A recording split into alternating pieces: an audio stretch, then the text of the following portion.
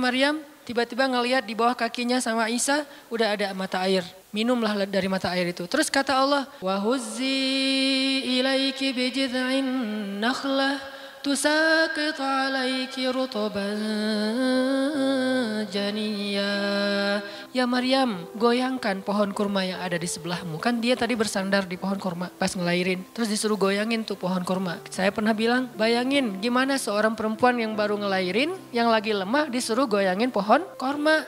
Pohon kurma itu ukuran diameternya sebesar meja ini nih. Lebih besar daripada diameter pohon kelapa. Bayangin, ngegoyang pohon kurma sebesar ini, seorang perempuan, goyang gak tuh pohon? Gak bakal, laki-laki aja gak goyang, apalagi sendiri. 10 orang laki-laki aja ngegoyang pohon kurma segede ini, belum tentu goyang. Goyang aja enggak, apalagi sampai ngejatuhin buah kurma. Kalau buah kurma yang udah tua jatuh masih mending, nih yang muda jatuhnya tuh. Berarti kan goyangnya lumayan tuh, berapa skala Richter ya. Yang muda jatuhnya, rutoban, janiyya, bukan korma yang tamar, yang udah tua, yang udah emang dihembus juga pakai angin, jatuh enggak? Wahuzzi, goyangkan pohon kurma itu ya Maryam. Apakah Maryam berpikir, Allah kalau ngasih perintah yang logis deh? Enggak kan? Kan Allah tahu ini pohon kurma dan saya baru ngelahirin, masa disuruh goyang? Enggak. Logika kayak gini, pertanyaan kayak gini enggak muncul dari orang yang udah pasrah banget sama Allah, yakin kalau Allah yang perintahkan lakukan aja deh. Gak usah tanya gimana nanti hasilnya, itu bagian Allah, bagian kita ngelakuin apa yang Allah perintahin, disebut dengan ikhtiar.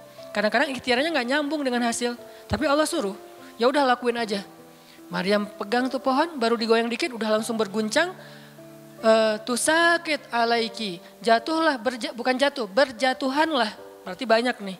Berjatuhanlah untukmu rutoban janiyya, buah-buah kurma yang masih muda tapi manis. Artinya apa? Hasilnya Allah yang pilih.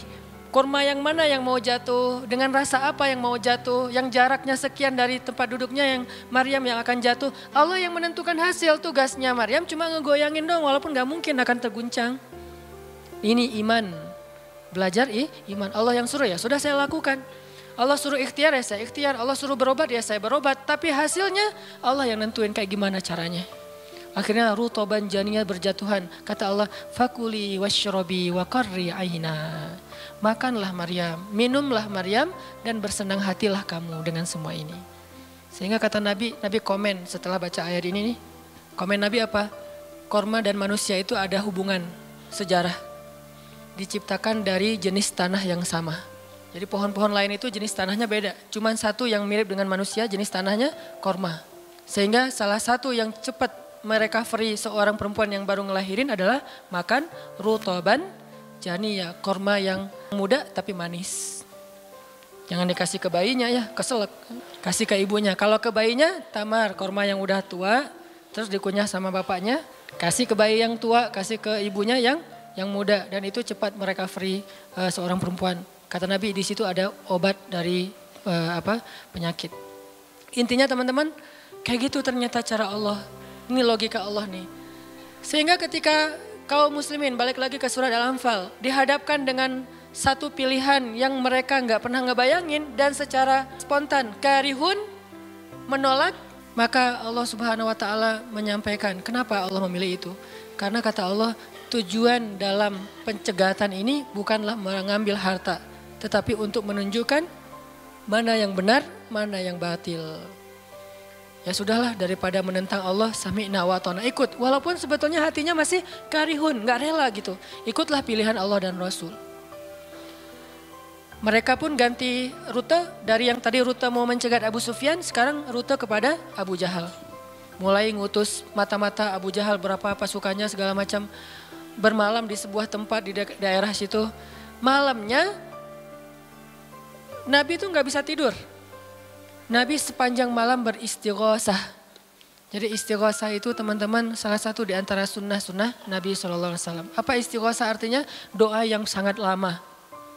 Nabi malam itu sama Abu Bakar berdua gak tidur. Yang lain pada tidur kan besok mau perang nih. Malam ini mereka tidur, besok mau tanding aja disuruh tidur kan ya. Apalagi besok mau perang. Tidur, wajib tidur. Yang belum tidur pokoknya pura-pura tidur. Tidur aja.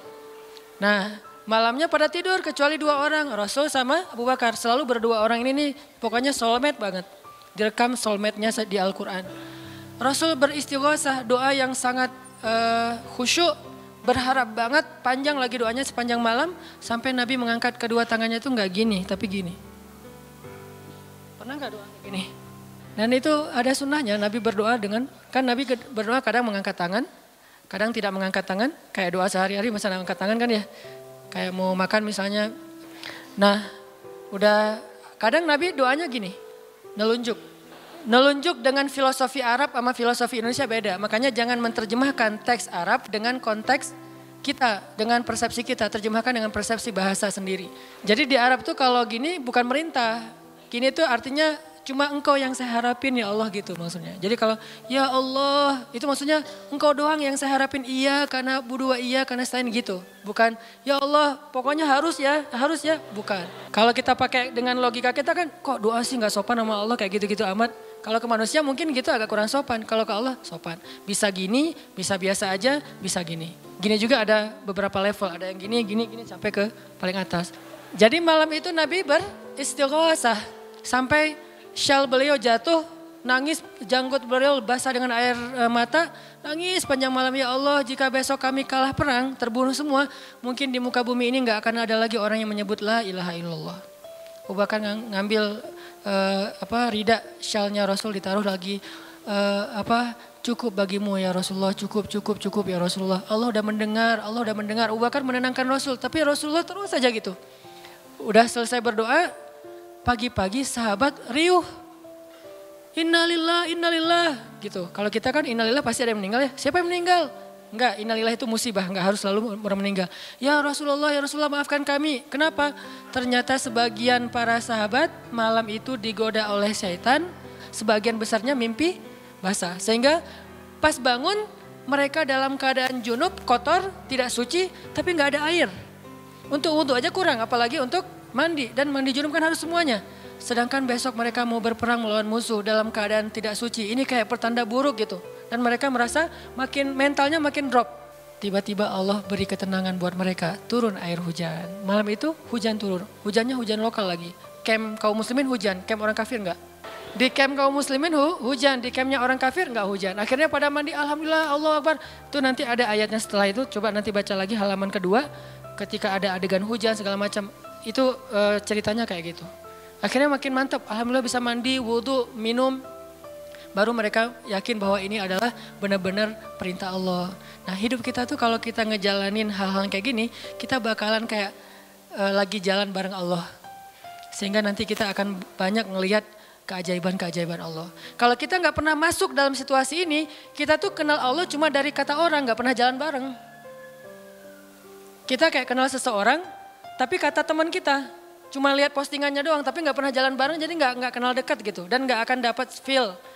Begitu juga kita kenal Allah. Kalau kita kenal Allah hanya dalam situasi normal, wajar, nyaman, berarti kita kenal Allahnya cuma dari katanya, cenah. Nggak pernah ngalamin sendiri. Begitu kita dihadapkan dengan situasi kayak gini, berarti kita lagi diajak Allah jalan bareng. Yuk jalan bareng saya, siap ya Allah. Hah? Banyak kejutan-kejutan, banyak yang bikin kita kaget. Kenapa? Karena kita jalannya dengan zat yang maha kuasa. Dia akan tunjukin kekuasaan-kekuasaannya. Dan kekuasaan Allah yang paling luar biasa ditunjukin justru dalam kesulitan. Kalau dalam normal gak luar biasa namanya. Kayak kita sama teman kita.